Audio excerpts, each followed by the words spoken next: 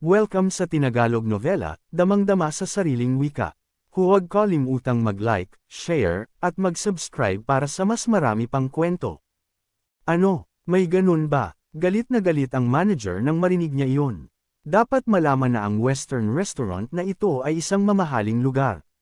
Ang mga taong pumupunta dito ay mga may mabuting asal. Hindi karaniwang nangyayari ang ganitong bagay.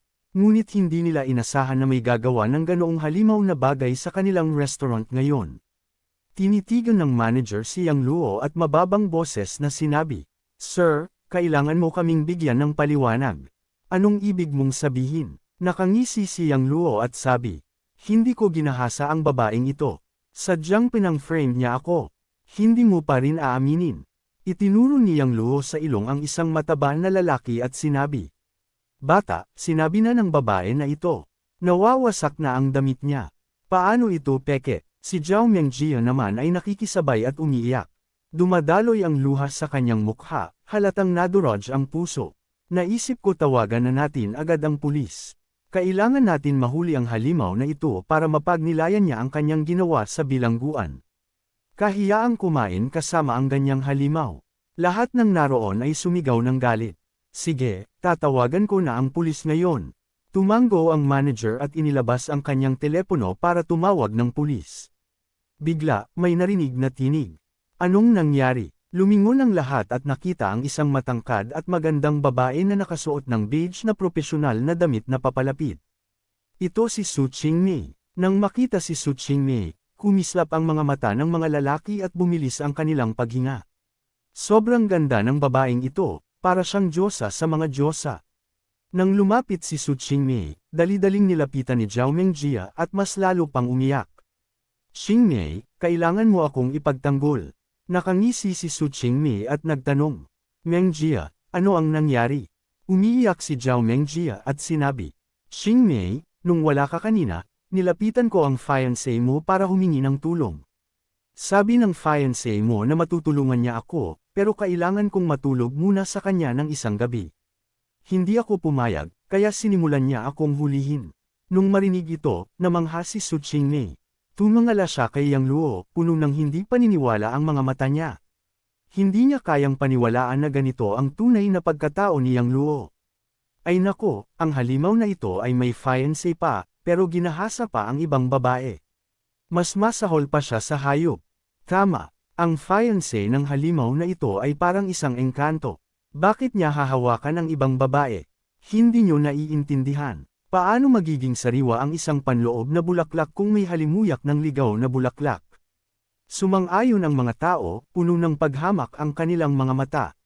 Tumingin si Su Qingmei kay Yang Luo na parabang nagdadalawang isip at pinisil ang kanyang mga labi. "Yang Luo, talaga bang ganyan ka?" Tumingin si Yang Luo sa babae at nakita ang bahagyang pagkadismaya sa mga mata nito. Hindi naniwala ang iba sa kanya, pero hindi niya ito pinansin. Pero kung pati si Su Qingmei ay hindi naniwala sa kanya, talagang bumagsak siya. Huminga siya ng malalim at nagtanong, "Qingmei, hindi ba talaga ako pinaniniwalaan mo?" Sinabi na ng lahat iyon. Paano pa kita paniwalaan? Namumula ang mga mata ni Su Qingmei. Bukod dito, napunit ang damit ni Mengjia. Paano naman siya gagawa nito sa sarili niya? Oo, mas lalo pang umiyak si Zhao Mengjia. Tahimik na tinignan ni Yang Luo si Su Qingmei at muling nagtanong, "Qingmei, sasabihin ko sa'yo, naniniwala ka ba sa akin?" Tumingin si Su Qingmei kay Yang Luo na parabang inaasahan niya ng mas mabuti at sumigaw.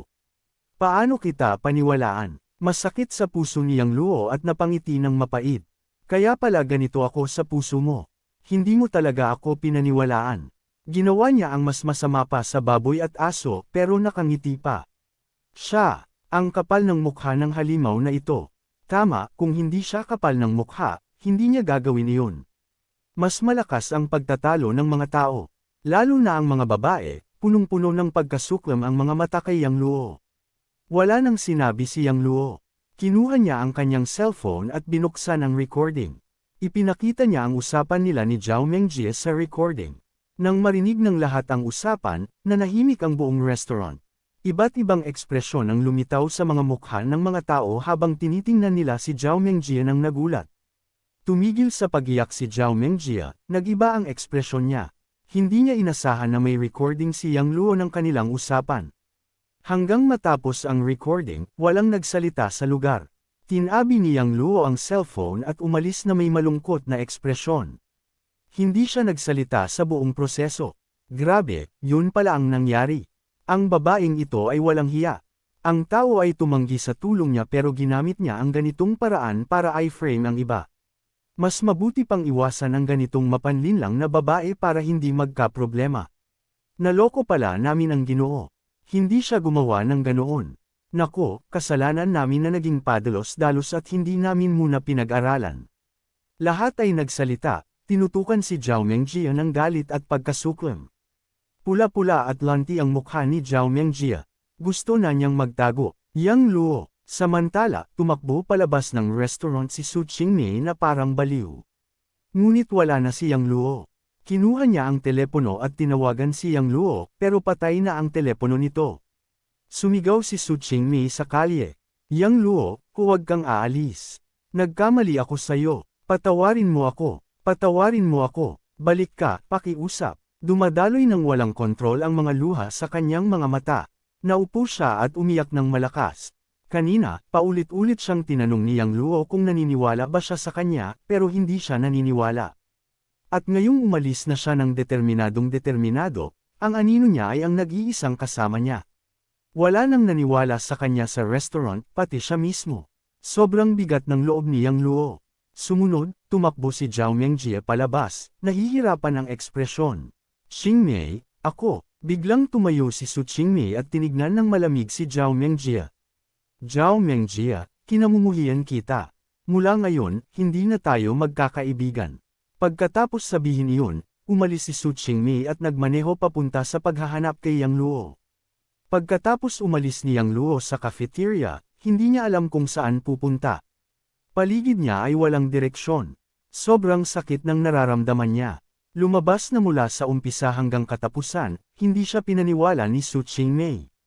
Dati, may layunin siyang lapitan ng babae. Ngunit habang tumatagal, unti-unti siyang nahulog sa pag-ibig sa babae. Pero sa huli, isa lang pala itong pangarap niya. Gusto niyang umalis. Siguro kapag umalis siya, makakahanap si babae ng mas mabuting kapareha. Tiningnan niya ang kumikislap na ilaw sa kalye, ang siksik ang tao, at walang katapusang daloy ng mga sasakyan. Naramdaman niya ang lubos na kalungkutan at pakiramdam na walang tirahan ang puso niya. Pagkatapos ng hindi tiyak na tagal, bigla, isang Royal Blue na Bentley Mulsanne ang huminto sa tabi niya. Bumukas ang bintana ng sasakyan, at lumabas ang isang napakagandang mukha. Little Luo, ikaw ba yan? Isinilip ni Yang Luo ang mukha niya ng tila naguguluhan. Matagal bago nagsalita, Ate Wang Qiu. Kaya ang babaeng nasa sasakyan ay walang iba kundi si Su Wangqiu.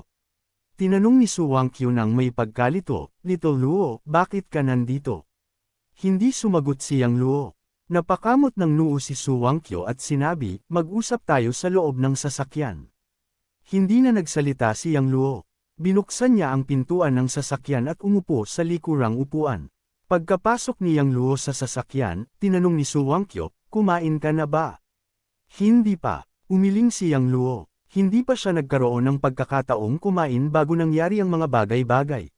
Gutom na siya. Sinabi ni Su Wangqiu sa tsuper, punta tayo sa riverbank dwelling.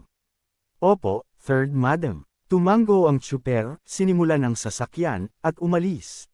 Habang nasa biyahe, hindi nagsalita si Yang Luo. Nakatingin lang siya sa bintana na tila malalim ang iniisip.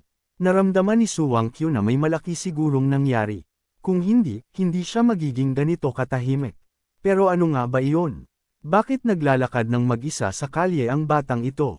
Tila napakaawa at nag-iisa. Bagamat nagtataka siya, hindi na ito inusisa pa. Iba talaga ang pag-iisip ng isang mature na babae kumpara sa mas bata. Alam ng isang mature na babae kung paano mag-isip mula sa pananaw ng iba.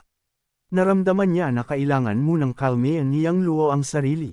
Mas mabuting huwag muna siyang istorbohin.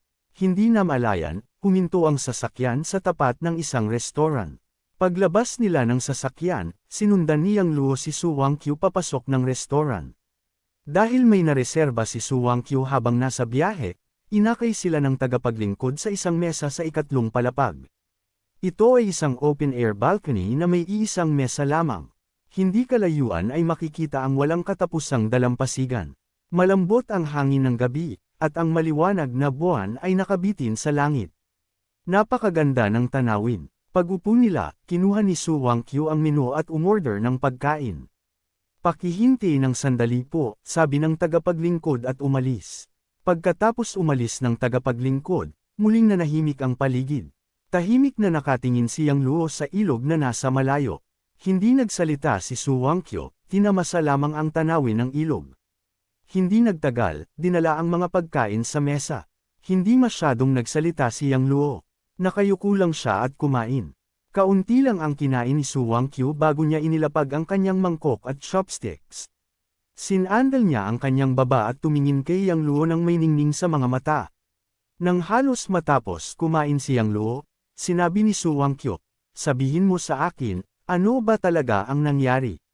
Napalunok ng tubig si Yang Luo at umiling, wala naman. Kitang-kita sa mukha mo na may mabigat kang iniisip. Paano mo masasabi na wala? Kinaikit ni Su Wangqiu ang mga mata ni Yang Luo at sinabi, kung ituturing mo pa akong ate mo, sabihin mo. Baka makatulong ako. Napabuntong hininga si Yang Luo at hindi na nagtago pa ng anumang bagay.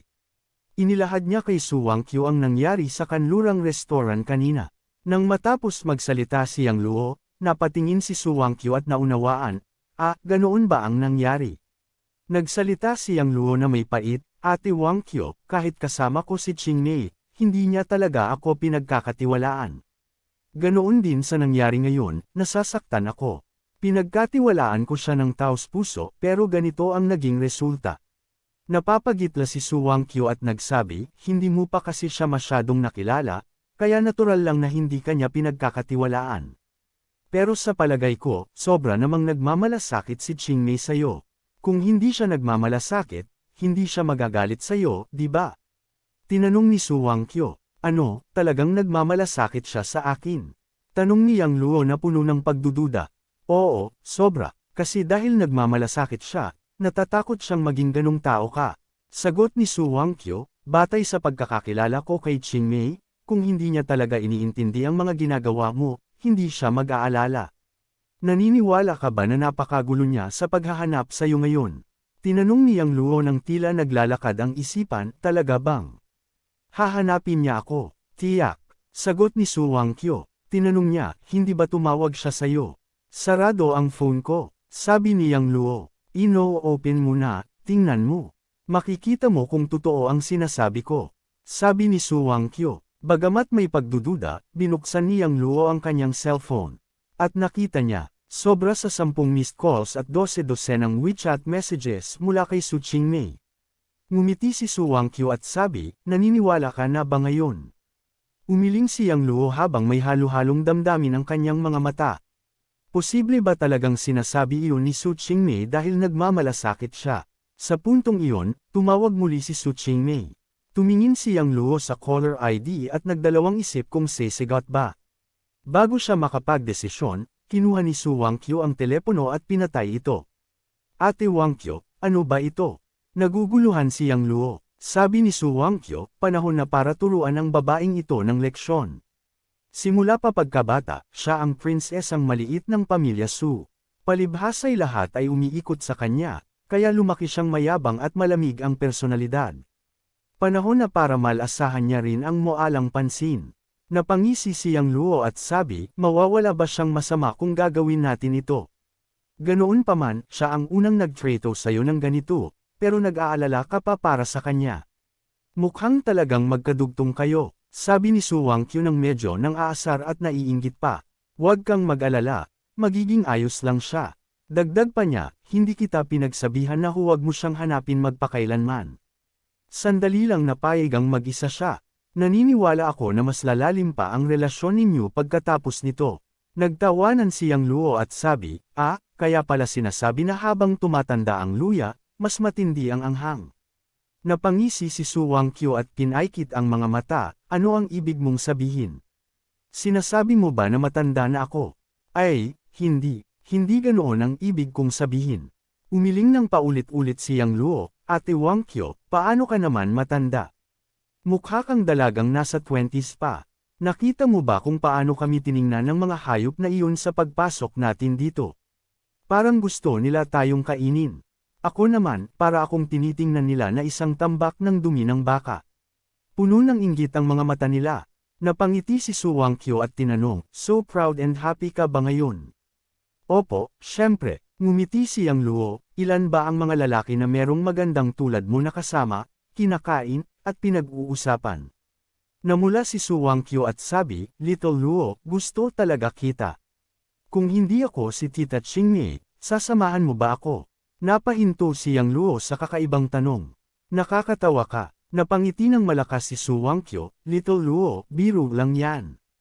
Huwag mong sabihing naniwala ka talaga. Napabuntong hininga si Yang Luo at tumawa ng bahagya, Ate Wangkyo, huwag kang mangloko. Hindi kaya ng puso ko yan. Pumangalay si Su Wangkyo at tumayo papunta sa puting piano na hindi kalayuan sa balcony. Nagtataka si Yang Luo, hindi niya maintindihan kung ano ang nais gawin ng babae. Di nagtagal, nilakad ni Su Wangkyo ang piano at naupo. Pagkatapos, nagsimulang tumugtog si Su Wangkyo ng piano. Dahan-daang dumulas ang mga payat niyang mga daliri sa mga piyesa ng piano, at umalangaw-ngaw ang magandang tunog ng piano. Minsan ay malumanay ang tunog, minsan ay maganda ang melodya, at minsan ay malakas. Kasabay ng magandang tanawin ng ilog, naakit si Yang Luo at nadala ng musika. Bukod dito, sa hindi maipaliwanag na dahilan, naramdaman ni Yang Luo ang kaunting lungkot at dalamhati mula sa tunog ng piano. Nakita niya na may mabigat na bumabagabag sa isip ng babae.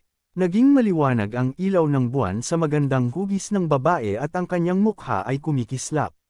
Habang umiihip ang simoy ng hangin sa gabi, inihahampas ang buhok ng babae. Siya'y napakaganda sa sandaling iyon. Hindi lang maganda ang kanyang hitsura at pangangatawan, kundi matalino, elegante, kalmado, at may magandang kalooban pa siya. Lahat ng magagandang katangian ng isang ganap na babae ay nasa kanya. Napaka-perpekto ng babae, halos walang mali. Patuloy ang pagtugtog ng piano nang hindi sinasadya. Tahimik na nakinig si Yang Luo at nag-enjoy sa katahimikan. Hindi namamalayan, natapos ang tugtog. Hindi pa rin makabawi si Yang Luo mula sa melodya. Nang maupo si Su Wangkyo sa harap niya, bumalik sa kanyang sarili si Yang Luo. Ngumiti siya at sabi, Ate Wangkyo, hindi ko inakala na marunong kang tumugtog ng piano. Ano ang kanta na tinugtog mo kanina? Sabi ni Su Wangkyo, Marriage d'Amour, kasalan sa mga panaginip. Magandang kanta. Tumanggo si Yang Luo at nagtanong, Ate Wangkyo, may iniisip ka ba?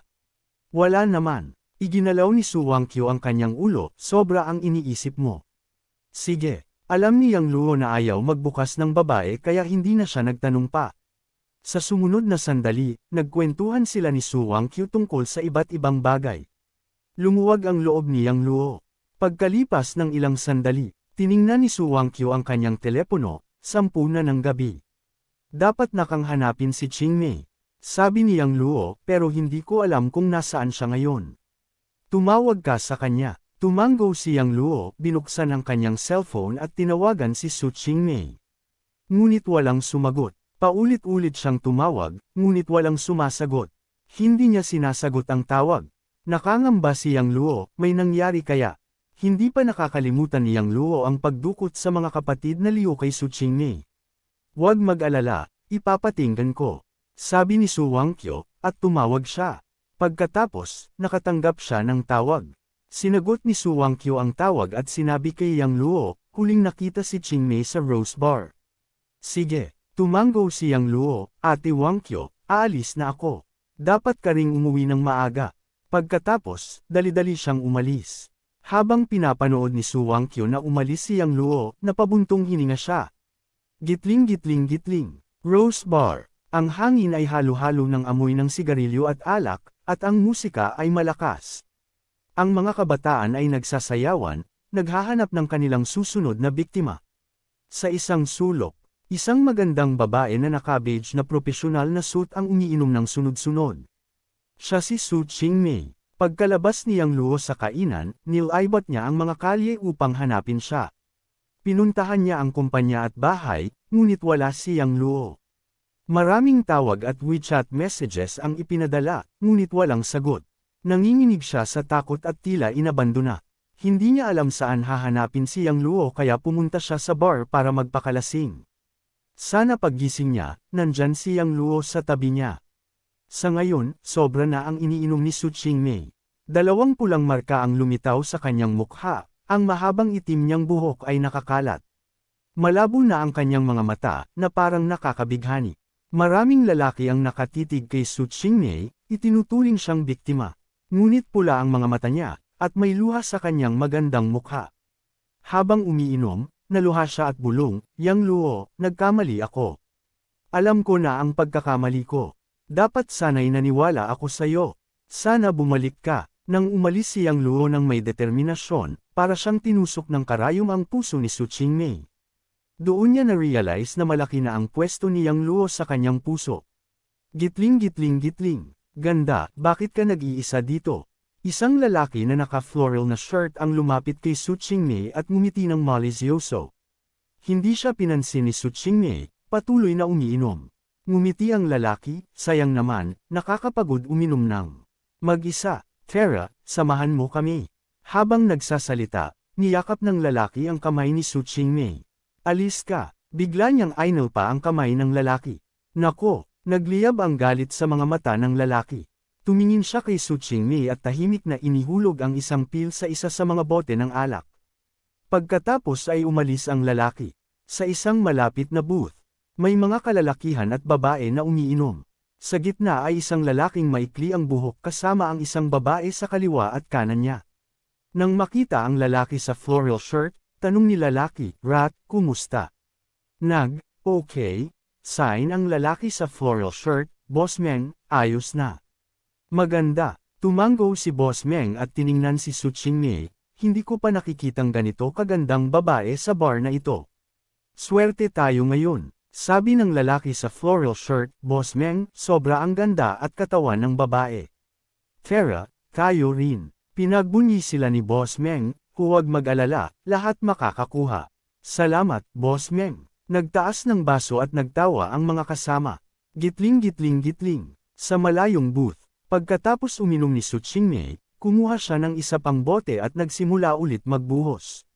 Pagkatapos ng isang inumin, agad niyang naramdaman ang init sa katawan.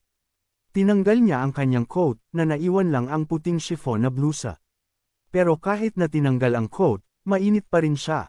Nagninangas ang mukha, parang may mga langgam na gumagala sa katawan, kaya hindi komportable. Nang maramdaman niyang may mali, pinulot niya ang kanyang bag at jacket para umalis. Ngunit ilang hakbang lang, nilimitahan siya ng mga lalaki. Sila ang grupo ni Boss Meng. Ganda, huwag ka munang umalis.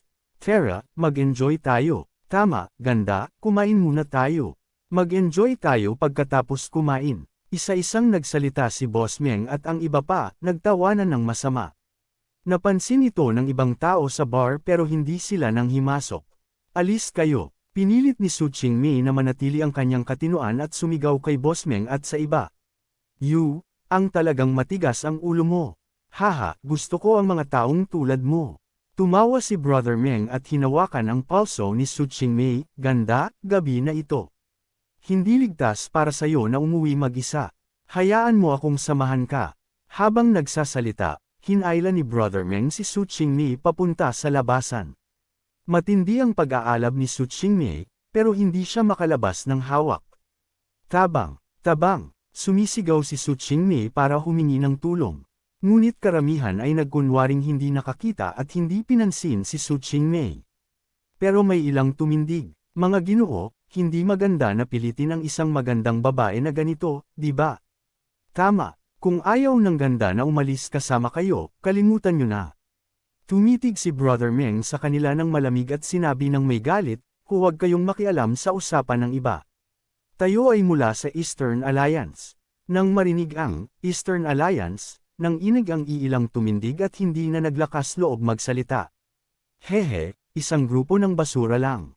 Nakangisi si Brother Meng at hinayla si Su Qingmei palabas. Pakawalan mo siya. Sa puntong ito, may malamig na tinig na umalangaw-ngaw. Hindi ba sinabi kong ako ay mula sa Eastern Alliance? Sino ba ang nanghimasok sa usapan namin? Agad na nagalit si Brother Meng at sumigaw. Pero bago pa siya makatapos magsalita, isang tao ang mabilis na tumakbo mula sa malayo at biglang sumipa.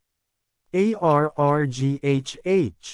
Sumigaw si Brother Meng at lumipad, nabangga ang mga mesa at upuan bago bumagsak ng mabigat sa lupa. Nagulat ang mga tao sa bar sa biglaang pangyayari. Lahat ay tumingin. Isang payat at matangkad na tao ang lumapit kay Su Qingmei. Ito ay si Yang Luo, na nagmamadaling dumating mula sa riverbank dwelling. Yang Luo, bumalik ka na. Nang makita si Yang Luo, biglang lumabas lahat ng sama ng loob ni Su Qingmei. Yamakap siya kay Yang Luo at umiyak. Sige na, itigil mo na ang pagiyak. Nandito na ako, sabi ni Yang Luo ng mahinahon habang tinulungan siyang umupo sa gilid. Nakita niya kanina na tila may droga sa babae kaya nilapat niya ang ilang acupuncture points para kontrolin ang epekto nito na hindi agad kumilos. Anong hinihintay niyo? Patayin niyo siya. Umakyat na si Brother Meng mula sa lupa at sumigaw sa kanyang mga tauhan. Oo, Brother Meng. Sumugod ang ilang tauhan. Walang sabi, sumipas si Yang Luo ng ilang beses, pinapalayas ang mga tao. Papatayin kita. Sumugod si Brother Meng mula sa likod, kinuha ang bote ng alak at sinubukang hampasin si Yang Luo sa ulo. Yang Luo, mag-ingat ka. Sumigaw si Su Qingmei. Biglang bumaling si Yang Luo at hinawakan ang bote gamit ang kanyang kanang kamay. May malakas na putok, nagbiyak ang bote ng alak. Ano ba yan? Natatakot si Brother Meng, natigilan sa takot. Walang pag-aalinlangan, sinuntok ni Yang Luo si Brother Meng pabalik at ipinadala ito palayo. Nabigla ang lahat sa eksenang iyon. Ang batang ito ay napakabagsik. Kaya niyang talunin ng mag-isa ang marami. Matapos ang laban, naghanda si Yang Luo na umalis kasama si Su Qingmei. Nakatikip si Brother Meng sa mukha at tumayo. Sumigaw siya kay Yang Luo, "Bata, ako ay mula sa Eastern Alliance, sa ilalim ni Brother Tiger. Sinalpok mo ako at aalis ka pa.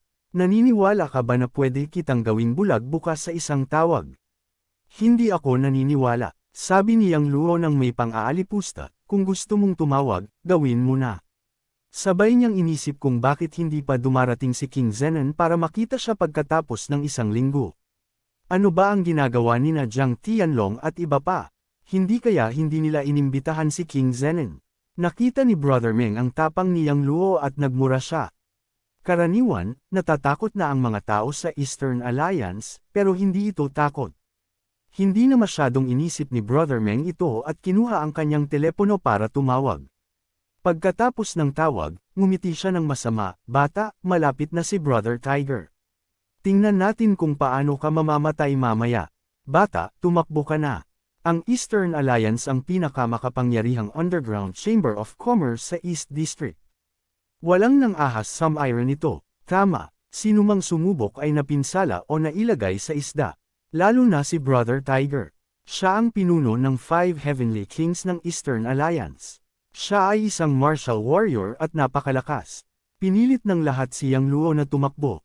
Ngunit ngumingiti si Brother Meng, "Bata, bibigyan kita ng pagkakataong makatakas. Kung makalabas ka, babanggitin ko ang pangalan mo."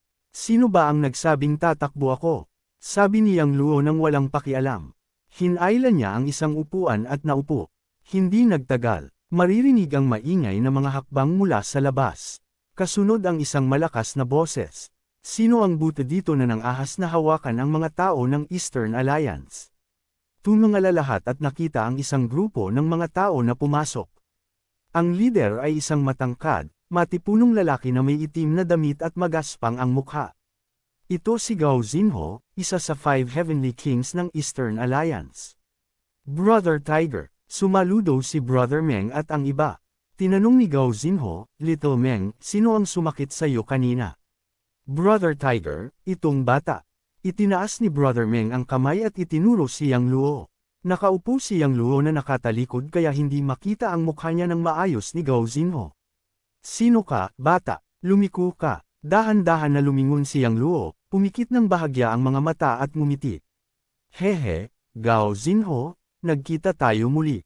Ano yan, paano mo sinasabi ang ganyang bagay sa akin?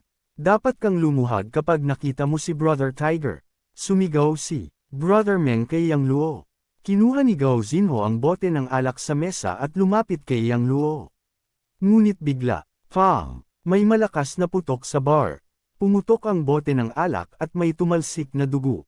Pero nakagulat sa lahat, hindi ang ulo ni Yang Luo ang tinamaan ni Gao Zinho kundi ang noo ni Brother Meng.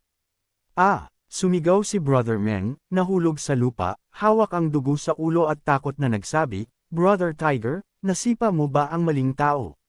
Sisipain talaga kita. Sumigaw si Gao Zinho at sinipa si Brother Meng ng ilang beses kaya umiyak na ito. Pagkatapos nito, pinahid ni Gao Zinho ang pawis at yumuko ng malalim kay Yang Luo, magandang gabi, Ginoo Yang. Biglang, naging tahimik ang buong bar. Lahat ay nanigas at nagulat ng husto. Ano ang nakita nila? Si Gao Zinho, ang pinuno ng limang langit na hari ng silangang alyansa, ay yumuko sa isang batang lalaki, at ang kanyang ekspresyon ay napakagalang.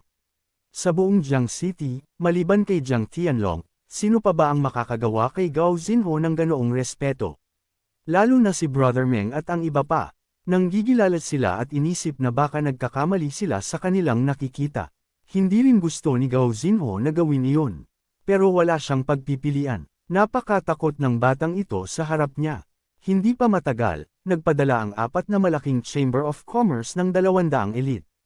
Pinadala pa nila si Xia Jiyuan, isang eksperto sa Earth Rankang, pero hindi nila napatay ang batang ito. Higit pa rito, lahat ng 200 elite ay natalo sa batang ito. Pati si Xia Jiyuan ay napatay. Si Xia Jiyuan ay isang middle stage Grandmaster Realm expert, pero madali siyang napatay ng batang ito. Mula noon, naging bangungot si Yang Luo sa kanilang mga puso.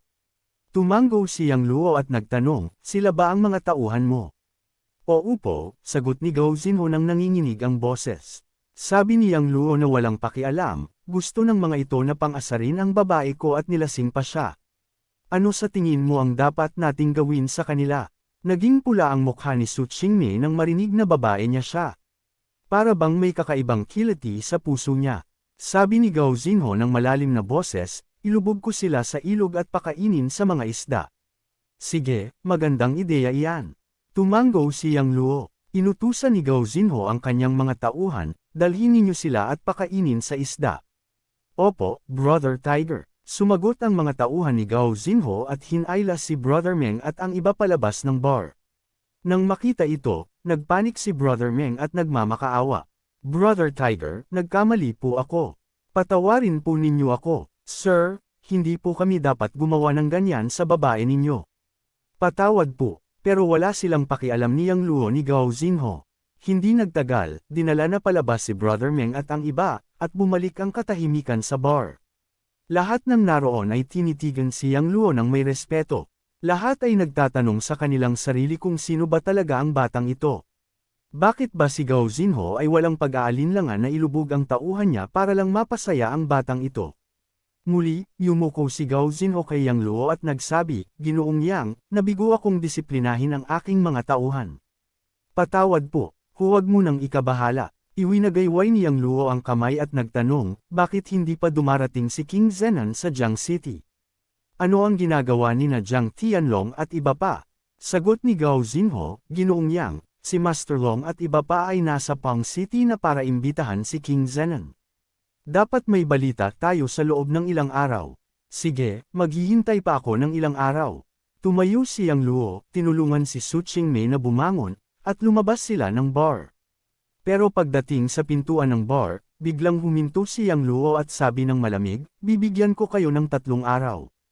Kung hindi, dumarating si King Zenan, wala na ang 4 na Chamber of Commerce ninyo. Tumulong si Yang Luo kay Su Qingmei palabas ng bar. Matapos lumabas si Yang Luo, huminga ng malalim si Gao Zinho, pinunasan ang pawis sa noo, at agad na tinawagan gamit ang telepono. Paglabas nila ng bar, tinulungan ni Yang Luo si Su Qingmei papunta sa parking lot.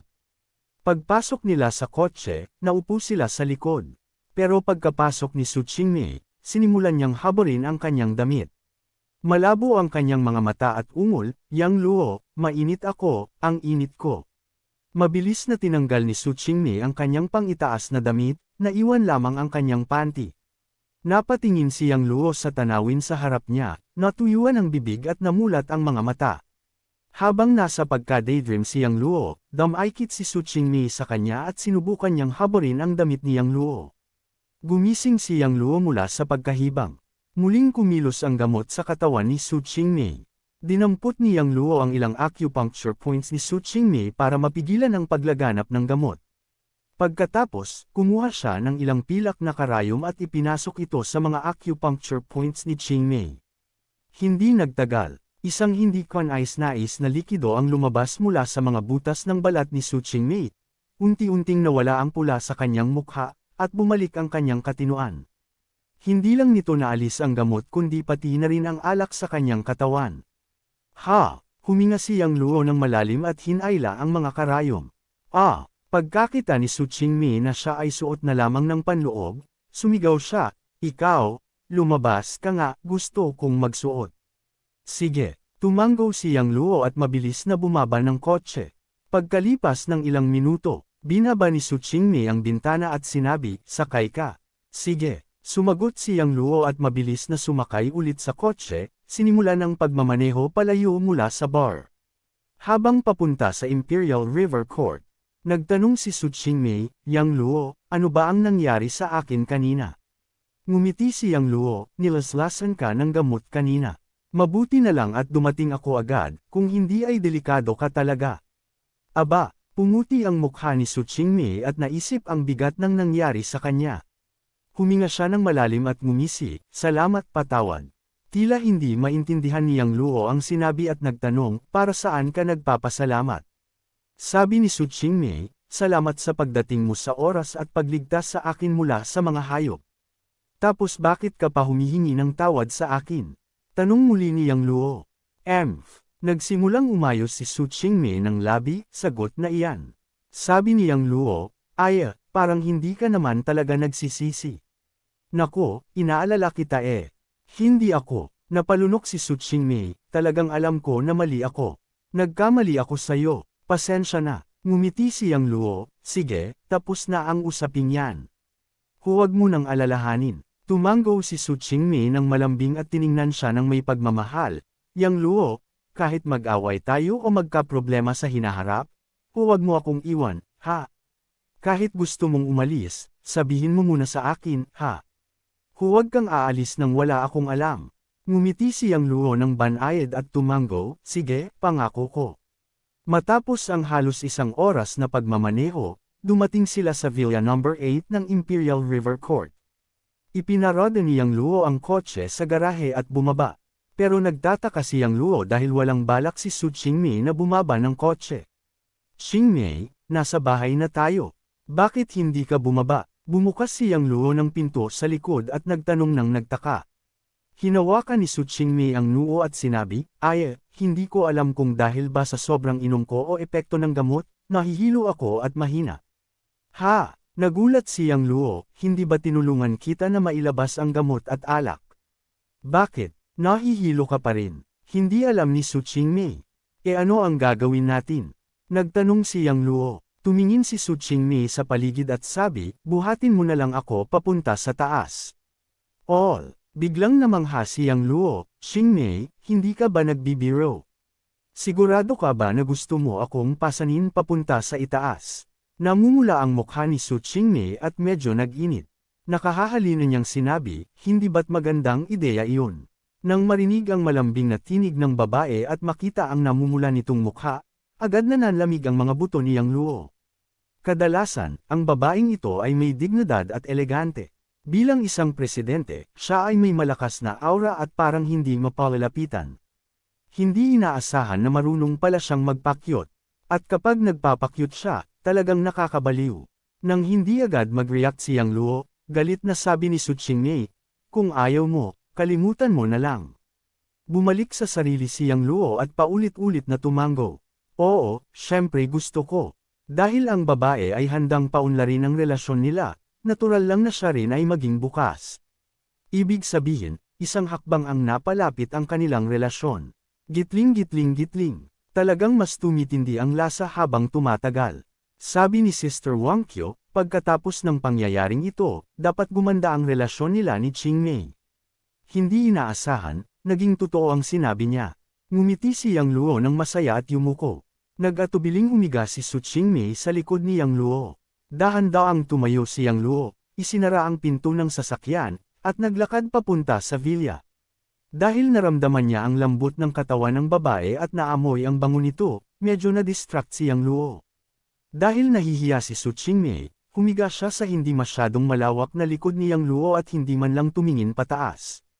Ang bigat ba ako? Mahinang tanong niya. Hindi naman. Umiling si Yang Luo, Qingmei, hindi ka mabigat. Kahit buhatin kita ng 1,000 milya, hindi ako mapapagod. Paf! Nang marinig iyon, napatawa si Su Qingmei. Akala mo ba kalabaw ka o kabayo? Sabi mo tatakbo ka ng 1,000 kilometro sa likod ng tao. Puro yabang lang. Biglang naging masigla si Yang Luo. Huwag mo akong questionin dahil payat ako. Malakas pa ako. Hindi kalabaw at kabayo ang katapat ko. Subukan natin magkarera ngayon sa kalye, buhatin kita. Nang marinig iyon, nagulat si Su Qingmei at agad iniba ang posisyon niya. Sige na, naniniwala ako. Huwag kang gumawa ng bagay na delikado. Ayaw niyang buhatin siya ni Yang Luo habang tumatakbo sa kalye. Nakakahiya iyon. Tawa si Yang Luo, huwag kang nerbiyos. Niloloko lang kita. Nakakainis. Pam-out si Su Qingmei at marahang hinampas ang likod ni Yang Luo. Pagdating nila sa pintuan ng villa, inilabas ni Yang Luo ang susi at binuksan ang pinto. Binitawan niya si Su Qingmei at dinala siya sa itaas.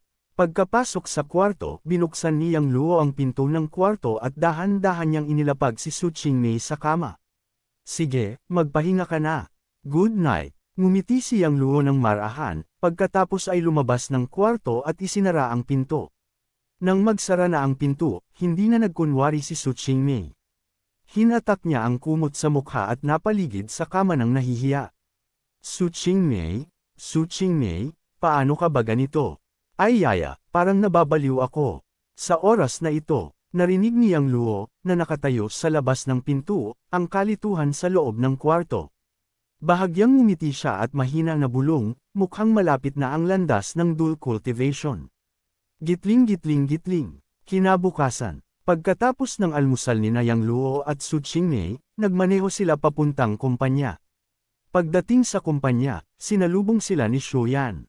Magandang umaga, Presidente Su at Asistante Yang. Magandang umaga, tumango si Su Qingmei. Napaikit si Shu Yan at sinabi, Presidente Su. Nagsimula nang umatake ang Dingsheng Biomedical.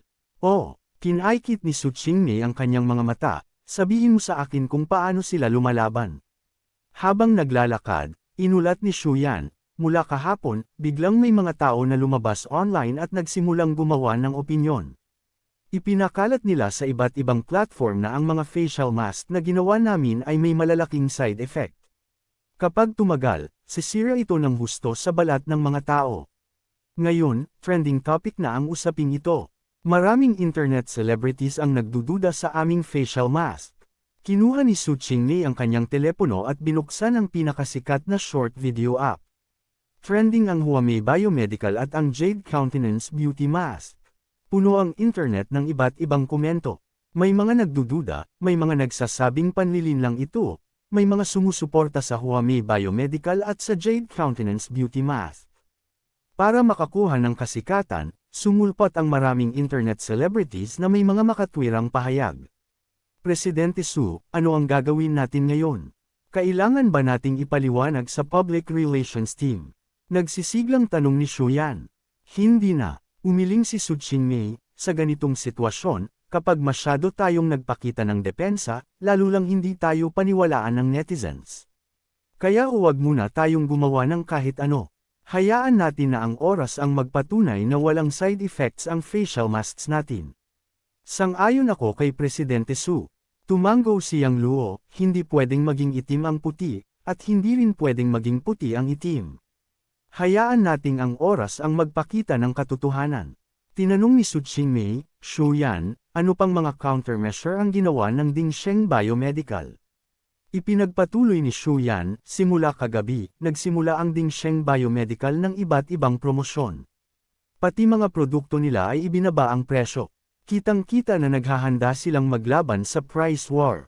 Presidente Su, kailangan ba nating magbaba rin ng presyo? Huwag. Yumangay si Su Chingmei, hindi magandang magbaba ng presyo sa sitwasyong ganito. Kung magbaba tayo, iisipin ng lahat na may problema talaga sa produkto natin. Kung wala namang problema, bakit tayo biglang magbababa ng presyo? Kapag ginawa natin ito, mananalo si Ding Sheng Biomedical sa kanilang panlilinlang. Kaya ibenta natin sa original price. Malinaw na ang resulta ng produkto natin ay mabilis at walang side effects. Kahit sa orihinal na presyo, babayaran pa rin tayo ng mga tao. Kahit manalo si Ding Sheng Biomedical ng ilang mga customers ngayon, sa paglipas ng panahon, makikita ng lahat na mas mahusay ang produkto natin. Napahanga si Yang Luo sa sinabi ni Su Chingmei. Tunay nga na presidente siya. Ang pagtingin niya sa malawak na larawan ay kamangha-mangha. Kung ibang tao, marahil maiinit ang ulo at mawawala sa sarili. Kapag nangyari iyon, mahuhulog sila sa bitag ng kalaban. Hindi maiwasang humanga si Xu Yan. Tunay nga na Presidente Su, naisip mo na lahat ng posibleng mangyari. Pagkapasok sa opisina, tanong ni Su Chingmei, may iba pa ba? Wala muna sa ngayon. Umiling si Xu Yan. Ngunit bago pa siya matapos magsalita, may mabilis na katok sa pinto. Pumasok na. Pumayag si Su Chingmei. Binuksan ang pinto at biglang pumasok si Kai Donglei. Presidente Kai, bakit nandito kayo? Nagulat si Su Chingmei. Hindi na nagpakilala si Kai Donglei bago sinabi, Presidente Su, may nangyari. Malaki ang nangyari. Ano ba ang nangyari? Nagbago ang ekspresyon ni Su Chingmei. Itinaas ang kamay at sinabi, Presidente Kai, huwag kang mag-alala. Umupo tayo at pag-usapan natin. Naupo si Kai Donglei at hiniling ni Su Chingmei kay Xu Yan na magdala ng tubig. Nagsubaw ng tubig si Kai Donglei at malalim na huminga, Presidente Su, ginamit ng Ding Sheng Biomedical ang kanilang mga koneksyon para putulin ang supply ng mga raw materials namin. Anong? Nakangisi si Su Chingmei habang nagtatanong, President Kai, ano ba talaga ang nangyayari? Tumingin din si Yang Luo at Xu Yan kay Kai Donglei. Nagsihingaw si Kai Donglei at sinabi, sa lahat ng mga taon, ang aming Baolin Medicinal Herbs Company ay nakipagtulungan sa maraming mga kooperatiba sa mga bayan sa paligid ng Jiang City na nagtatanim ng mga halamang gamot. Sa paglipas ng mga taon, maayos ang aking ugnayan sa mga kooperatibang ito at wala kaming mga alitan. Ngunit ngayong umaga lang, maraming kooperatiba ang tumawag at sinabi na gusto nilang tapusin ang kanilang pakikipagtulungan sa Baolin Medicinal Herbs Company. Nagtanong-tanong ako at nalaman na ang Ding Sheng Biomedical ang nasa likod nito. Nag-alok ang Ding Sheng Biomedical ng mas mataas na kita at nahikayat ang mga kooperatiba na lumipat sa kanila. Kahit na may ilan pang kooperatiba na hindi pa tinatapos ang pakikipagtulungan sa amin, hindi sapat ang mga halamang gamot na galing sa kanila para suportahan ang malawakang produksyon ng Huami Biomedical sa hinaharap. Nang marinig ito, nanlungo si Su Chingmei. Madali niyang mapapamahalaan ng iba pang mga panlilinlang ng Ding Sheng Biomedical. Ngunit ang pagputol sa supply ng hilaw na materyales ay direktang pagsakal sa Huami Biomedical. Ito ay nagdulot sa kanya ng pagkawalang magawa. Pagkatapos ng lahat, kulang pa ang mga produkto ng Huami Biomedical at kailangan nilang gumawa ng mas marami sa malapit na hinaharap. Ngunit kung hindi sapat ang hilaw na materyales, paano sila makakagawa? Nanginginig sa galit si Xu Yan at sinabi, sobrang malaswa ang ginawa ng Ding Sheng Biomedical. Ginamit nila ang ganitong pamamaraan. Nag-alala si Kai Donglei at tinanong, President Su, ano ang gagawin natin ngayon? Huminga ng malalim si Su Chingmei at sinabi, President Kai, subukan mong kunin ulit ang mga kooperatibang iyon. Okay lang kahit nadagdagan pa natin ang kita nila. Nagsabi si Kai Donglei nang walang magawa, sinubukan ko na iyon, pero matatag ang kanilang desisyon. Kahit anong sabihin ko, hindi nila babaguhin ang isip. Nagtanong si Su Chingmei, meron pa ba tayong ibang mapagkukunan ng hilaw na materyales? Sabi ni Kai Donglei, meron, pero kailangan ng oras para hanapin at makipagkasundo. Nako, nalito si Su Chingmei. Kailangan nilang mabilis gumawa ng mga produkto para mabawi ang merkado. Walang sapat na oras para makipag-usap at makahanap ng mga bagong channel. Habang walang magawa sina Su Chingmei at Kai Donglei, Tinanong ni Yang Luo, mapapawi ba ang krisis kung maresolba lang ang problema sa hilaw na materyales? Opo, Divine Dr. Yang. Sagot ni Kai Donglei. Ngumiti si Yang Luo, kung ganon, bakit nga ba ito ang mahirap? Ano ang ibig mong sabihin?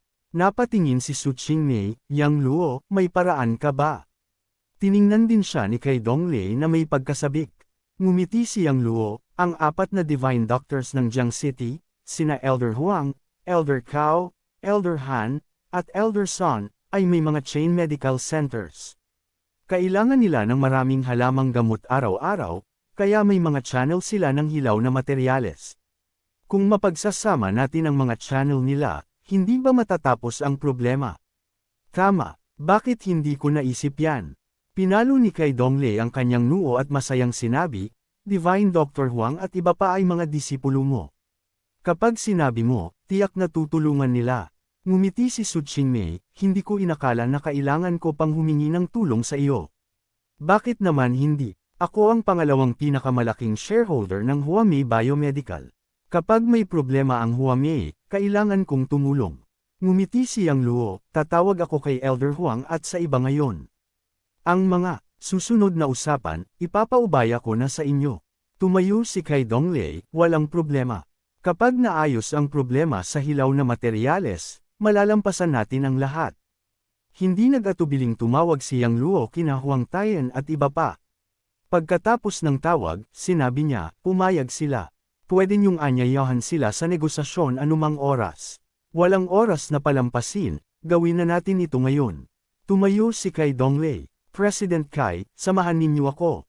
Tumayo rin si Su Qingmei. Divine Dr. Yang, sasama ka ba? Tinanong ni Kai Donglei. Umiiling si Yang Luo, hindi ako sasama.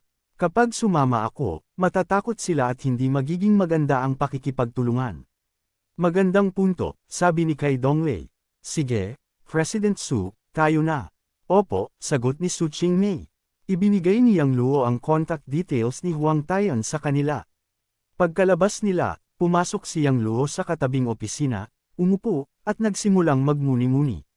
Gitling. Sa Pang City, Silkan Manor, isa sa mga pinakamahal na manor sa Pang City, may halagang 2 bilyon. Sakop nito ang 5,000 square meters, may hardin, golf course, swimming pool, library, at helipad. Ang may-ari ay si Hari Zenan, na nagkokontrol ng lahat ng underground chambers of commerce sa Timog. Kapangyarihan at kayamanan ang kahulugan ni King Zenan. Ngayon, maagang umaga, isang itim na Rolls-Royce limousine ang dahan-daang pumasok sa manor. Maraming bodyguard ang nagbabantay sa loob at labas. May bantay sa bawat ilang hakbang, nagpapakita ng matinding seguridad. Sa loob ng kotse, nasa loob sina Jiang Tianlong, Xu Yaocheng, Feng Haidong, at Zhong Lingyun habang nag-uusap. Nagsabi si Jiang Tianlong ng masaya, 1 linggo na tayong nandito, at sa wakas makikita na namin si King Zenan. Sabi naman ni Xu Yaocheng, isang karangalan na makita si King Zenan muli. Tumango sina Feng Haidong at Zhong Lingyun. Pagkatapos ng higit 10 minutong biyahe, huminto ang kotse sa pasukan ng hardin.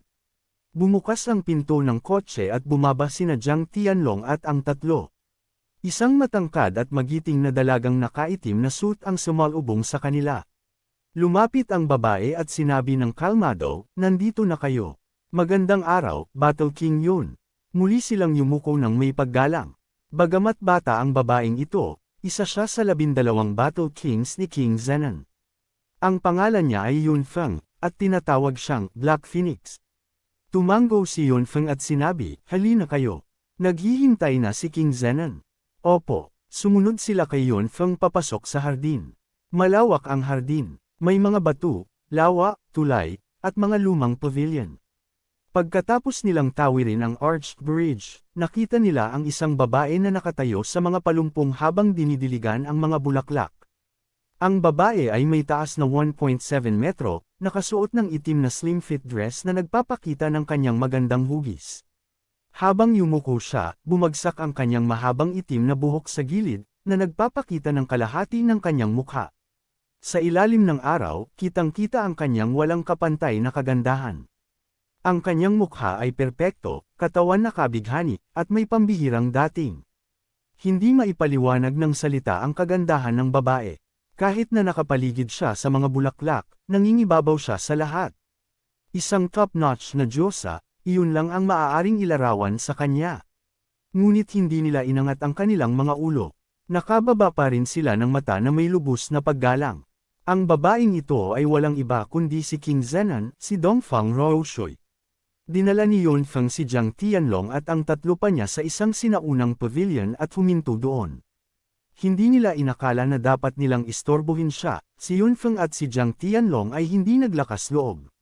Sa halip, tahimik silang tumayo. Malapit sa pavilion at naghintay. Lumipas ang kalahating oras ng ganoon lang. Dahan-daang umikot si Dongfang Roushui at tumingin sa kanila. Nang siya'y lumingon, kahit na nakita na nila si Dongfang Roushui ng ilang beses, namangha pa rin sila. Ang babae ay mukhang marupok ngunit hindi nagpapanggap. Mukha siyang kaakit-akit pero hindi nakasisira. Mukha siyang mahinahon ngunit hindi mahina.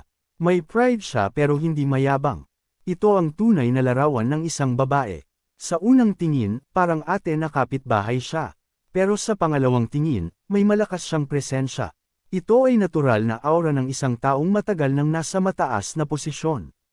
Habang papalapit siya, lalo pang lumakas ang nararamdaman nilang presyon. Nang dumating si Dongfang Roushui sa kanilang harapan. Pagbati, Hari Zenan. Sabay na yumuko ng isang tuhod sina Jiang Tianlong at ang tatlo pa, nakatungo ng may paggalang. Iniabot ni Dongfang Roushui ang kanang tubig kay Yunfeng, pagkatapos ay pumasok sa pavilion at umupo. Pag-upo niya, sumigaw siya palabas ng pavilion, meow meow. Mabilis na tumakbo ang isang malambot na ragdoll na pusa at tumalon sa mga bisig niya. Hinaplos ni Dongfang Roushui ang pusa ng dahan-dahan, pagkatapos ay sinabi ng malamig, bumangon ka. Ang boses niya ay banayad at maunawain, kaya kaaya-aya ito sa pandinig. Doon lang naglakas loob tumayo sina Jiang Tianlong at ang iba pa, pero nakayukong ulo pa rin. Pagkatapos ay sinabi ni Dongfang Roushui, sabi ninyo, bakit kayo pumunta dito para makita ako? Huminga ng malalim si Jiang Tianlong at sinabi, Hari Zenan, nitong mga nakaraang panahon, may batang biglang sumulpot sa Jiang City. Hindi lang siya malakas, matapang pa siya. Palaging sinasabi na gusto niyang personal kayong makita sa Jiang City. Sabi pa niya, kapag hindi ninyo siya nakita, sisirain niya ang aming 4 na Chambers of Commerce. Sinabi rin ni Xu Yaocheng, Hari Zenan, ikaw ay isang marangal na tao. Siyempre, hindi namin pinayagan ang kanyang kahilingan kaya kami na ang bumaba upang makita siya sa Jiang City. Nagpadala kami ng 200 elite at inanyayahan pa si Xia Jiyuan, isang Earth-rankang expert, para patayin siya. Pero sobra ang lakas ng batang iyon. Napatalsik niya ang 200 elite, at madali pang napatay si Xia Jiyuan. Kaya napilitan kaming pumunta dito sa Pang City upang makita kayo. Oh, napaikit si Dongfang Roushui, nakakainteresante ang batang ito. Kahit si Xia Jiyuan, isang Earthlist expert, ay hindi niya kaya. Talagang nakaka-interes. Sabi ni Feng Haidong, hindi biro ang batang ito. Nakapasok na siya sa Grandmaster Realm sa murang edad. At dahil napatay niya si Elder Xia, ibig sabihin, late-stage Grandmaster Realm na ang kanyang antas. Late-stage Grandmaster Realm. Tinanong ni Yunfeng nang nagulat, ilang taon na ba ang batang ito? Sagot ni Zhong Lingyon, nasa early 20s pa lang siya, Battle King yon. Ano, namali ang mga mata ni Yunfeng sa gulat, early 20s pa lang siya. Hindi lang si Yunfeng, pati si Dongfang Roushui ay nagulat. Nag-alala si Yunfeng at nagtanong, Lingyon, sigurado ka ba na early 20s lang siya? Siguraduhang sigurado. Tumango si Zhong Lingyon at dagdag pa, hindi lang mahusay sa martial arts ang batang ito, napakahusay din ng kanyang medisina. Hindi nagtagal mula nang dumating siya sa Jiang City, nakapagpagaling siya ng maraming prominenteng tao. Kahit ang 4 na Divine Doctor sa Jiang City ay iginagalang siya at tinatanggap bilang kanilang guro. Nagningning ang interes sa mga mata ni Yunfeng, mukhang may napakagaling na sumulpot sa Jiang City. Hindi basta-basta ito, sabi ni Jiang Tianlong, Battle King yun, gaano man kalakas ang batang ito, hindi pa rin siya katapat ng mga battle Kings. Kaya, hindi mo na kailangang pansinin siya. Magpadala ka na lang ng ilang Battle King sa Jiang City para patayin siya. Hindi agad nagdesisyon si Dongfang Roushui. Tinanong niya, may impormasyon ba kayo tungkol sa batang ito? Siyempre, kinuha ni Zhong Lingyun mula sa kanyang bag ang isang dokumento at ibinigay kay Dongfang Roushui. Hari Zenan, pinag-aralan namin ng mabuti ang impormasyon tungkol sa batang ito. Pero bigla siyang sumulpot, walang nakitang impormasyon tungkol sa kanyang nakaraan. Ang tanging nakikita lang namin ay ang impormasyon tungkol sa kanya sa Jiang City. Hindi nagsalita si Dongfang Roushui, binuksan niya ang dokumento at nagsimulang magbasa. Nang makita niya ang larawan, napatingin siya. Ang lalaking nasa larawan ay si Yang Luo. Ngunit nang makita niya ang hitsura ni Yang Luo, medyo napahinto siya. Pamilyar siya sa mukha nito. Tumingin siya sa pangalan, Yang Luo. Bulong niya sa sarili, at tumitig sa larawan ng may pagkabigla. Posible ba na siya nga ito? O isang malaking pagkakataon lang? Tinitignan ng mga ginawa ni Yang Luo sa Jiang City. Pagkatapos basahin, nagsalita si Jiang Tianlong, Hari Zenan, sa palagay ko, hindi mo na kailangan pang pag-isipan ito. Magpadala ka na lang ng ilang Battle Kings upang patayin siya sa Jiang City. Sang-ayon sina Xu Yaocheng, Feng Haidong, at Zhong Lingyun. Napaikit si Dongfang Roushui, hindi, interesado ako sa batang ito. Kaya magpapasya akong personal na pumunta sa Jiang City para makita siya. Ano? Nagulat si Jiang Tianlong, Hari Zenan, nagbibiro ka ba? Talagang pupunta ka sa Jiang City para makita siya. Nagulat din si Xu Yaocheng, Hari Zenan, hindi siya karapat-dapat na personal mong makilala. Ano ang karapatan niya para dyan? Napailing sina Feng Haidong at Zhong Lingyun. Alam nila na hindi pa nila nakita si Hari Zenan na ganito ka-interesado sa isang tao. Hindi ka panipaniwala, sabi ni Dongfang Roushui, kung karapat-dapat ba siyang makilala o hindi, ako ang magpapasya. Hindi na nang ahas magsalita si Jiang Tianlong at ang iba pa. Ngayon, sabi ni Yunfeng, Hari Zenan, gusto kayong anyayahan ni Wang Shi mula Rock City na kumain bukas. Itinaas ni Dongfang Roushui ang kamay, ay postpone ito. Nagpatuloy si Yunfeng, gusto rin kayong makipag-usap para sa kolaborasyon ng He Province ng Hautianan at Guangdong Province. Sabi ni Dongfang Roushui, sabi ni Hisheng na kung gusto niyang makipagkolaborasyon, maghihintay siya hanggang sa makabalik ako. Naisip ni Yunfeng ang isang bagay, by the way, Hari Zenan, pupunta dito sa Pang City si King Zhenbei para makita kayo bukas. Hindi ko siya gustong makita. Nakangisi si Dongfang Roushui, may lakad ako papuntang Jiang City sa mga susunod na araw kaya ay postpone ng lahat ng aking mga schedule. Opo, tumango si Yunfeng. Napatingin ng walang imik si Jiang Tianlong at ang iba pa. Para makita si Yang Luo, tinanggihan ni Hari Zenan ang imbitasyon ng napakaraming mga kilalang tao. Paano nagkaroon ng ganitong reputasyon si Yang Luo? Nakakagulat, lungsod ng Jiang, sa loob ng Huamei Biomedical. Sa opisina ng assistant, abala si Xu Yan sa pagtupad ng mga utos ni Su Qingmei. Nakaupo si Yang Luo sa kanyang upuan at nakapikit, nagmumeditate.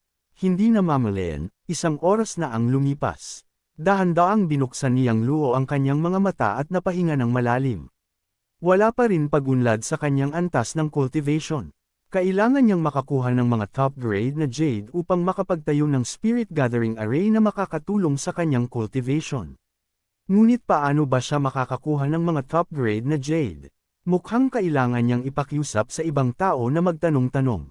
Kinuha ni Yang Luo ang kanyang telepono at inihanda na tawagan sina Li Sihai, Kai Donglei, at iba pa para magtanong kung saan siya makakakuha ng maraming top-grade na jade. Pero, bago niya matawagan, may tumawag sa kanya. Tiningnan niya ang caller ID, Lin Chaoshuan. Medyo naguluhan siya, pero naalala ang pangalan. Si Lin Chaoshuan ang chairman ng Drunken River Moon Restaurant. Noon, iniligtas niya ang asawa ni Yang Luo sa 100 Herbs Residence. Kaya tinanggap niya ang tawag. Divine Dr. Yang, ako si Lin Chaoshuan. Nang makonekta ang tawag, isang masiglang boses ang lumabas. Ngumiti si Yang Luo at sinabi, Mr. Lin, bakit mo ako tinawagan bigla? Ano ang kailangan mo? Divine Dr. Yang, may hinihiling ako sa iyo. Anong tungkol iyon? Mahirap ipaliwanag sa telepono. Mas mabuti kung personal ko sasabihin. Nasaan ka ngayon? Nasa Huami Biomedical ako. Sige, papunta ako ngayon. Pagkatapos ay isinara ni Lin Chaoshuan ang tawag. Naguluhan si Yang Luo, pero tumayo siya at lumabas ng opisina. Pumunta siya sa resting area sa unang palapag at naghintay. Pagkalipas ng kalahating oras, isang maamo at eleganteng lalaki sa gitnang edad na nakakasual na damit at may black frame na salamin ang pumasok ng mabilis. Siya si Lin Chaoshuan. Mr. Lin, tawag ni Yang Luo. Divine Dr. Yang, matagal na tayong hindi nagkita. Bati ni Lin Chaoshuan habang nakangiti at iniabot ang kamay. Mr. Lin, kamusta na ang asawa mo? Tanong ni Yang Luo. Ngumiti si Lin Chaoshuan, salamat sa tulong mo, tuluyan ng gumaling ang matagal na karamdaman ng asawa ko. Wala na siyang allergy sa pagkain at maayos na ang tiyan niya. Maganda kung ganoon. Tumango si Yang Luo at nagtanong, Mr. Lin, bakit ka nga pala dumating dito ngayon? Divine Dr. Yang, gusto kong ipagamot ang kaibigan ko. Tumango si Yang Luo, ano ang sakit ng kaibigan mo? Nakangiti si Lin Chaoshuan, iba ang sakit niya. Maraming ospital at doktor na pinuntahan niya, pero wala ring nakita. Pero may karamdaman siya, mukha siyang mahina, mapotla, at parang walang buhay. Nawalan siya ng halos 60 pounds sa loob lang ng ilang buwan. Nakangisi si Yang Luo, mukhang kakaiba nga ang sakit ng kaibigan mo. Oo, kaya nga ako humingi ng tulong sa iyo. Napailing si Lin Chaoshuan, sa totoo lang, pinatingnan ko na siya kay Divine Dr. Cao 2 araw na ang nakaraan. Pero hindi rin siya nakatulong. Kaya sinabi niya na ikaw ang pinakamagaling ngayon, at master mo na siya pati sina Divine Dr. Huang, Divine Dr. Han, at Divine Dr. Son. Kaya sabi ni Divine Dr. Cao, kung hindi mo rin kayang gamutin, wala nang makakagawa pa. Sagot ni Yang Luo, Mr. Lin, hindi ko maipapangako na matutulungan ko siya, pero sasama ako sa inyo para tingnan. O sige, saya ni Lin Chaoshuan. Gitling gitling gitling. Ads. Gitling gitling gitling. Lin Chaoshuan ay talagang humanga sa medical skills ni Yang Luo, lalo nang malaman niyang siya ang master ng 4 na divine doctors ng Jiang City. Nagmadali si Yang Luo na sumama kay Lin Chaoshuan sa isang itim na Maybach. Habang nasa biyahe, Divine Dr. Yang, narinig ko ang balita tungkol sa bagong produkto ng Huami Biomedical. Sayang, hindi ako nakadalo dahil nasa ibang probinsya ako noon. Mabuti na yung intensyon mo na suportahan sila, sabi ni Yang Luo. Kung kailangan mo ng tulong, huwag mag-atubiling tawagan ako, sabi ni Lin Chaoshuan. Salamat, sagot ni Yang Luo. Pagdating sa Mountain Viewing Villa, dito ba nakatira ang kaibigan mo? Tanong ni Yang Luo. Oo, sagot ni Lin Chaoshuan. Dati, narito ako para gamutin si Governor Luo. Hindi basta-basta mabibili ang mga villa dito, sabi ni Yang Luo. Tama ka, pero kakaiba ang kaibigan ko, sagot ni Lin Chaoshuan. Anong ibig sabihin? Tanong ni Yang Luo. Ang kaibigan ko ay si Jin Yaman, taga Ning City. Siya ay nasa jade business at may 5 jade mines sa bansa. Malaki ang impluwensya niya dito. Halos lahat ng mga kilalang tao ay nirerespeto siya. Dahil dito, dumating siya dito sa Jiang City para mag-business at para magpagamot. Kaibigan mo ay nasa jade business. Ngumiti si Yang Luo. Tama, kailangan ko talaga ng maraming top-grade jade, at nahihirapan akong humanap. Divine Dr. Yang, tamang-tama ang pagkakausap mo sa akin. Marami siyang jade, at siguradong may top-grade. Kung magagamot mo siya, ibibigay niya sa iyo kahit gaano karaming jade ang kailangan mo. Ang kaibigan ko ay mabait at generous, kaya malaki ang negosyo niya.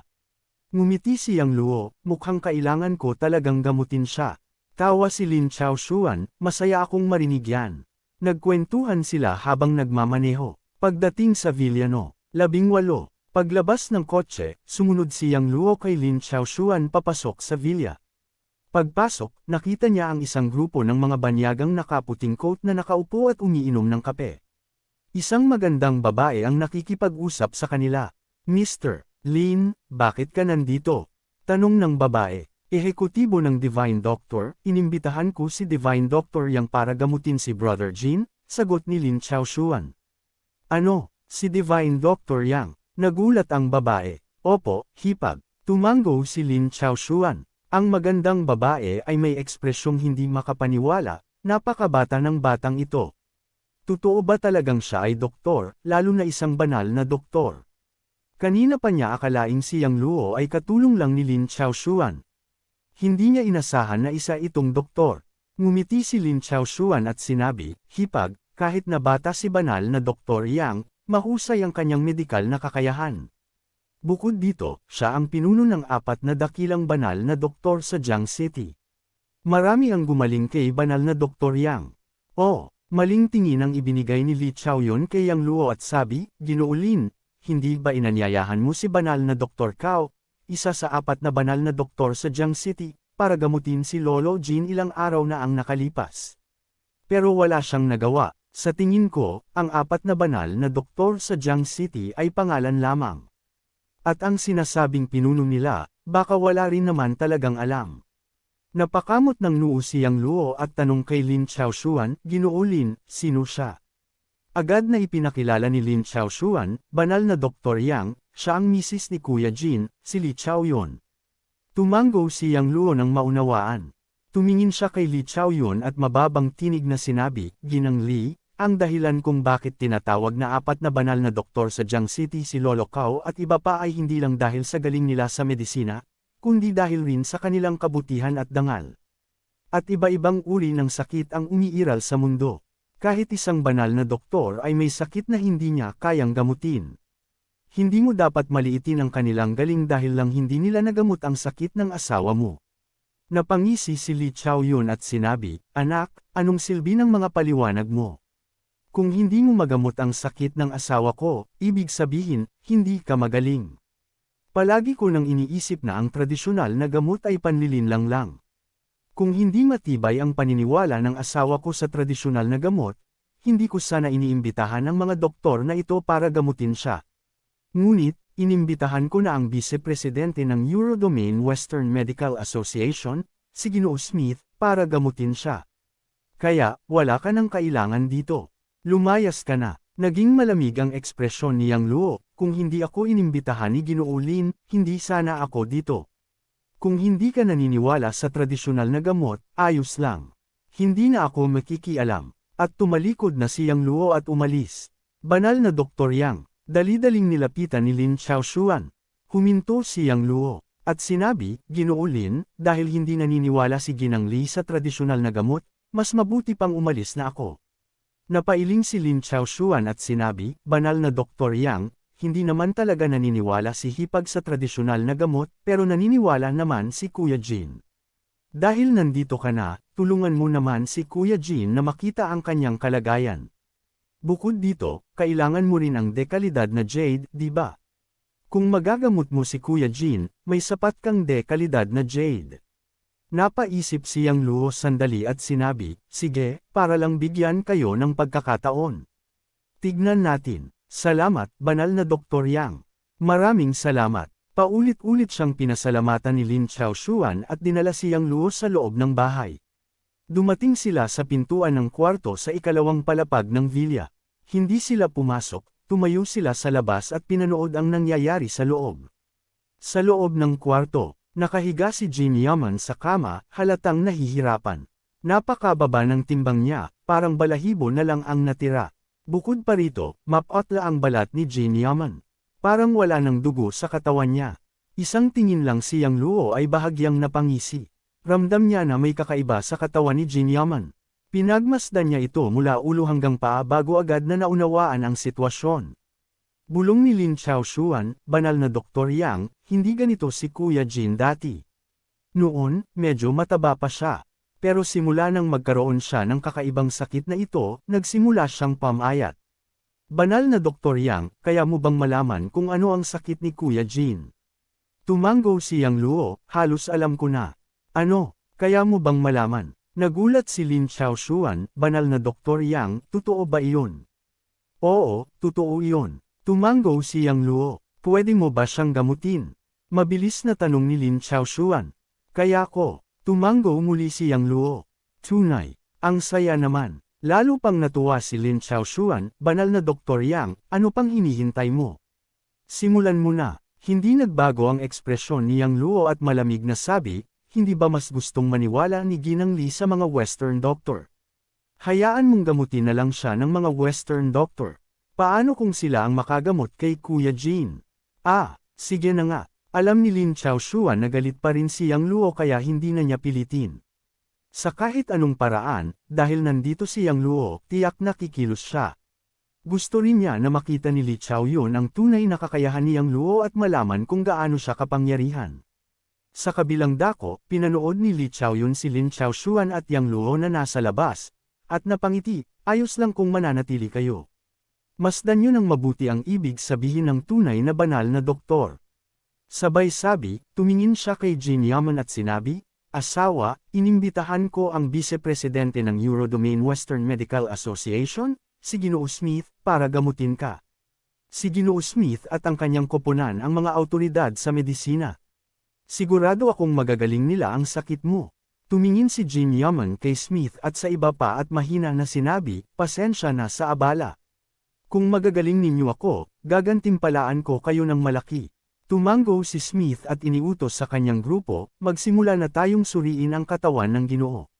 Tumango ang lahat at kumuha ng iba't ibang kagamitan para suriin si Jin Yaman. Hindi nagtagal, natapos ang pagsusuri. Ginoo Smith, ano ang diagnosis ng asawa ko? Mabilis na tanong ni Li Chaoyun. Nakangisi si Smith at sabi, Ginang Li, kakaiba ang sakit ng asawa mo. Hindi ko pa ito nakita dati. Sa totoo lang, hindi siya masyadong may sakit. Hindi, napailing si Li Chaoyun, kung hindi siya masyadong may sakit, paano siya nagkaroon ng ganitong kondisyon? Nagkunot noo si Smith, ito ang pinakakakaiba.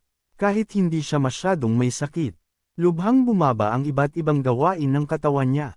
Kulang siya sa dugo at wala ng sigla ang mga selula ng katawan niya. Pwede mo ba siyang gamutin? Nakangiti si Li Chaoyun at tanong kay Smith. Ngumiti si Smith, Ginang Li, huwag kang mag-alala. Magagawa kong pagalingin siya. Totoo. Natuwa si Li Chaoyun nang marinig iyon. Ginoo Smith, kaya mo ba akong pagalingin? Napuno ng pag-asa ang mga mata ni Jin Yaman. Please subscribe Tinagalog Novela Libre lang yan kaibigan. Maraming salamat po.